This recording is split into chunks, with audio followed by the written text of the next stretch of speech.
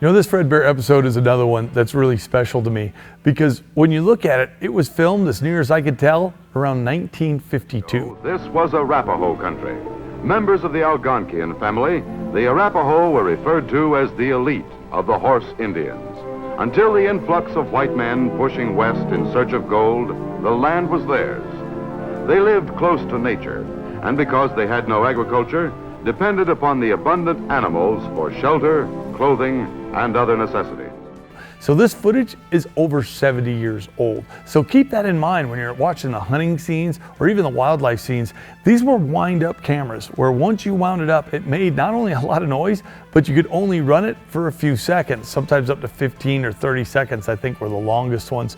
So just capturing this hunt on video was a pretty exceptional event in itself. I mean, look at this old car that they take in, probably brand new back then, but they take it in there. These guys set up an amazing wall tent.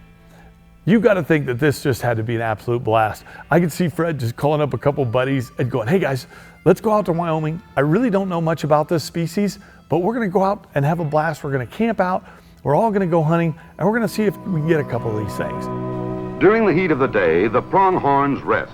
For this, they choose level and open ground, where their wonderful eyes, said to be equal to a man using 8-power binoculars, can catch any movement from afar. Like the deer, they're cud chewers. Now Fred sees more pronghorn moving in toward the water hole and decides to abandon temporarily his camera in favor of the bow. The does and younger bucks are within the scent of water and, seeing nothing amiss, move steadily in towards the waiting drink.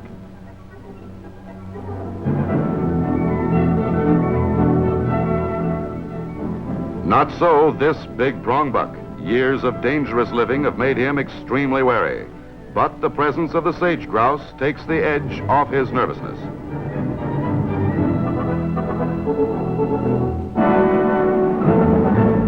He's coming within arrow flight.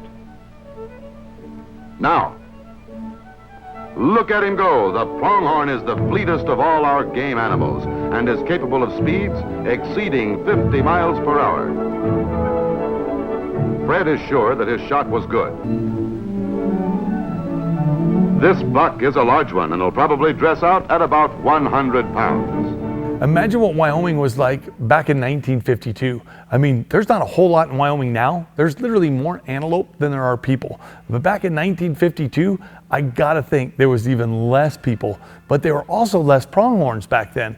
They had been market hunted pretty dang hard, almost to dangerous levels, but they were making a rebound, and today they're all over the place, not only in Colorado, but Wyoming and South Dakota, Montana, a lot of the western states.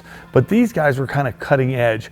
I can't believe there had been very many people, if at all, that were pronghorn hunting with a recurve bow back then. Not all shots are hits.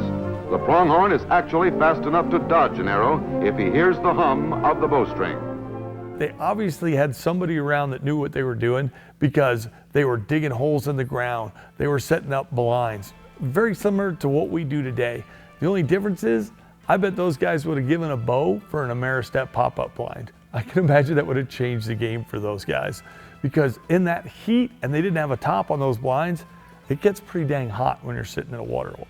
But even watching this video as a kid, I was blown away at all the different species. I mean, look at all the different birds. It had mule deer on video, antelope on video, coyotes on video, grouse on video, prairie dogs, jackrabbits, cottontails, all kinds, just a myriad of animals in Wyoming. So it really gave you a sense of what it was like to be on the prairie in Wyoming. And having hunted Wyoming and South Dakota and Colorado and New Mexico for antelope, now I can even look back and go, wow, that was spot on. That's really what it's like.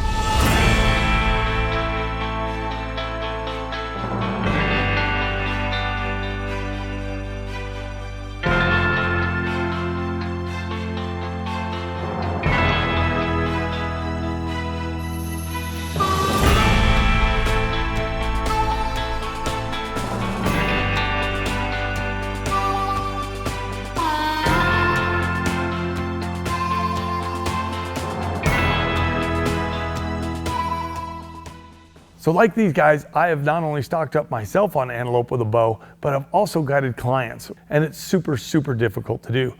Now, based on some friends of mine showing me a pretty cool trick where you can hide behind your horse, I bet if those guys would have known about that, they would have all tried that. Now Ed Henkel and Fred Bear are going to try the impossible by attempting to work up on some grazing pronghorns.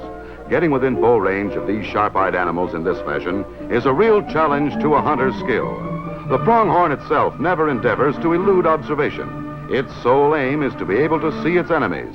It cares nothing whatever about its enemies seeing it.